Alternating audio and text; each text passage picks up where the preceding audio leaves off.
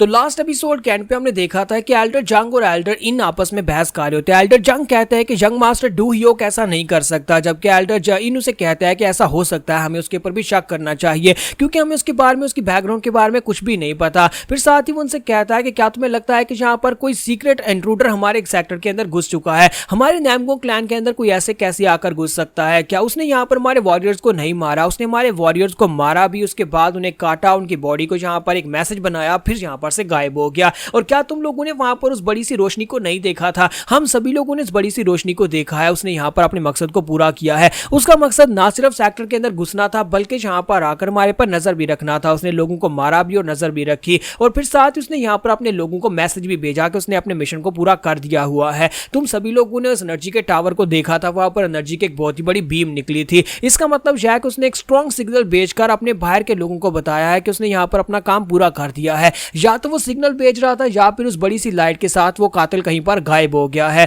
तो मास्टर जंग उसे कहते हैं, तो फिर तुम यहाँ पर ये कहना चाहते हो कि हम लोग जाकर डू हियोक को गिरफ्तार कर लें? अगर हम उसे जाकर गिरफ्तार कर लेते हैं और अगर हम उसके ऊपर इल्जाम लगाते हैं और बाद में उसके ऊपर इल्जाम साबित नहीं हुआ, तो क्या तुम्हें लगता है कि वो यहाँ पर हमारी बेटी से शादी करेगा, या फिर हम लोग दूसरी म्यूजियम के सेक्टर्स के सामने अपना मुंह दिखा पाएंगे? हमारे क्लैन की इज्जत का क्या होगा? कहीं ऐसा तो नहीं है कि यहाँ पर किसी ने ये सारे का सारा जाल फेंका हो हमें फंसाने के लिए, ताकि डू हियोक के ऊपर हम लोग इल्जाम लगाएं? तो मास्टर इन उसे कहता है कि मुझे तो ऐसा बिल्कुल भी नहीं लगता। तो उसे कहता है, मुझे तो ऐसा ही लगता है किसी ने जानबूझकर यह किया, हमारे लोगों को मारकर एक मैसेज छोड़ दिया, असल में हमारे पर कोई अटैक होने वाला ही नहीं है। तो इसी के साथ ही लीडर उनसे कहता है कि बस करो, मैंने तुम दोनों की बातें सुनी हैं। तुम दोनों की बातें सुनने के बाद मुझे लगता है कि तुम दोनों ही अपनी अपनी जगह के ऊपर ठीक हो। मुझे लगता है कि यहाँ पर एक इंट्रूडर है, कोई ऐसा है जो कि हमारे सेक्टर के अंदर घुस चुका है, और मुझे लगता है कि यहाँ पर बाउंडलेस स्वर्ड्स लीडर मास्टर इनकी बात भी ठीक है। हमें यहाँ पर डू हियोक के ऊपर पूरी तरह से भरोसा नहीं करना चाहिए, क्योंकि वो एक साल पहले तो हमें यहाँ पर मिला, इसके अलावा हमें उसकी बैकग्राउंड के बारे में कुछ भी नहीं पता। तो इसी के साथ ही वो कहता है कि मैंने यहाँ पर हिमली थंडर यूनिट लीडर को भेजा है, मैंने उसे बाहर भेजा है, यानी कि सेक्टर से बाहर इन्वेस्टिगेट करने के लिए भेजा है, ताकि वो देख कर आए कि आखिर वो मैसेज किसको भेजा गया था और बाहर क्या है। टोनी यूनिट लीडर उनसे कहते हैं क्या वो यहाँ पर से पहले जा चुके हैं या फिर उन्हें अभी भेजना है? तो सेक्टर लीडर उनसे कहता है कि मैं उन्हें पहले भेज चुका हूँ, और मुझे लगता है कि बहुत ही जल्दी वो लोग यहाँ पर रिपोर्ट लेकर आते ही होंगे। मैंने उन्हें हीफी की तरफ भेजा है ताकि वहां पर जाने के बाद वो देख सके क्या है नैमगोंग क्लैन के खिलाफ कौन यहाँ पर प्लानिंग कर रहा है, क्योंकि हमें पता है कि फुल मून वाले दिन यहाँ पर अटैक होने वाला है, लेकिन कौन है जो कि यहाँ पर ये सब कुछ कर रहा है? कम से कम हमें यहाँ पर उनके ट्रेसेस तो मिलेंगे। अगर कोई है जो कि यहाँ पर ये सब कुछ कर रहा है, तो कम से कम आसपास के सेक्टर्स की आर्मी के अंदर कोई ना कोई मूवमेंट तो देखी गई होगी। तो इसी के साथ ही दरवाजा खुलता है और एक एल्डर जो होता है भागता बाहर से अंदर आता है और कहता है कि माय लॉर्ड, एक अर्जेंट रिपोर्ट है, मैं यहाँ पर अर्जेंट रिपोर्ट लेकर आया हूँ। तो ये हीवली थंडर यूनिट का लीडर होता है, तो वहां पर भागता हुआ आता है और कहता है कि सर एक बहुत ही बुरी खबर है। तो पैट्रियार्च उसे कहते हैं कि एल्डर हूँ, जल्दी से बताओ कि हुआ क्या और तुम यहाँ पर इस तरह से हार्म क्यों रहे हो? तो वो उनके सामने आकर बैठ जाता है और कहता है कि प्लीज सर माफ करिएगा, लेकिन हमने हिमली थंडर यूनिट के मेंबर्स को एरिया को स्काउट करने के लिए हीफी की तरफ भेजा था, नैमगोंग क्लैन से बाहर भेजा था, लेकिन उनमें से कोई एक भी वापस नहीं आया, यानी कि वो सभी लोग मर चुके हैं। ये बात सुनती मास्टर जंग कहता है कि इस बात का क्या मतलब है कि उनमें से एक भी वापस नहीं आया? तो उसे कहता है सर उन सभी को 2 घंटे में वापस आना था, लेकिन उनमें से कोई एक भी वापस नहीं आया। अगर उनमें से कोई एक भी वापस नहीं आया, ना ही उनमें से किसी ने सिग्नल भेजा है, तो इसका मतलब साफ जाहिर है। तो इसी के साथ ही पैट्रियार्च उसे कहता है तुम्हें क्या लगता है कि बाहर क्या है?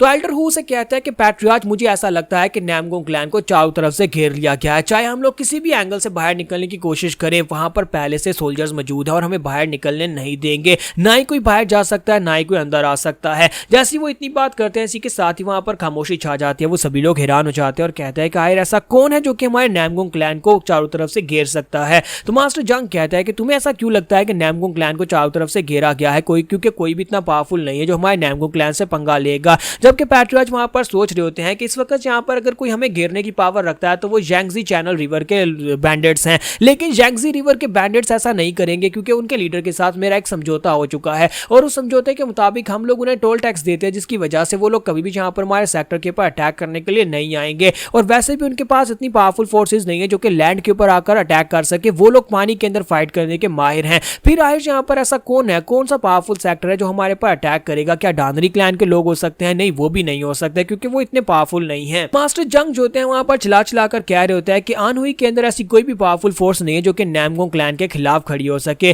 क्योंकि अब यहाँ पर कोई भी ऐसी ऑर्गेनाइजेशन नहीं है जिसको पता नहीं है कि नैमगोंग क्लैन किस लायक है और कितना पावरफुल है, हमारे पास कितने सोल्जर्स हैं। सभी लोग जानते हैं कि हम लोग बहुत ज्यादा पावरफुल क्लैन हैं। जब किसी के साथ ही एल्डर इन उसे कहते हैं कि शायद तुम इस बार में भूल रहे हो, एक बहुत ही पावरफुल फोर्स है जो हमारे चारों तरफ से घेर सकती है, एक ऐसी फोर्स है जो कि नामगुंग क्लैन को भी चारों तरफ से घेर सकती है और नामगुंग क्लैन को पूरी तरह से डिस्ट्रॉय करने की पावर रखती है। और वो फोर्स हीवनली डीमन कासल की है। क्या तुम हीवनली डीमन कासल को भूल गए हो? तो यहीं पर से नेक्स्ट सीन में बाहर का दिखाया जाता है जहां पर हमारा टैंक सैम जो होता है वही गीत गुनगुना रहा होता है, वही मैसेज पढ़ रहा होता है कि जब आसमान पर चांद पूरा हो जाएगा तब एम्परर मर जाएगा, मैं जो कि आहिस्ता से आगे बढ़ रहा हूं, मैं नया किंग बन जाऊंगा। तो अब यहाँ पर सवाल यह है कि टैंक सैम को इस सबसे क्या फायदा होगा? क्या वो यहाँ पर डिमोनिक फैक्शन के लोगों के अटैक करने से पहले ही नामगुंग क्लैन को खत्म कर देगा और अपने एक्सपीरियंस को इंक्रीज करेगा, या फिर वो यहाँ पर डिमोनिक सेक्टर के अटैक करने के साथ खुद भी यहाँ पर उन्हें मर्ज होकर नामगुंग क्लैन के लोगों पर अटैक करना शुरू कर देगा, क्योंकि उसे सिर्फ एक्सपीरियंस पॉइंट्स चाहिए लोगों को मार मार कर। ये सब कुछ हम लोग नेक्स्ट एपिसोड में देख पाएंगे।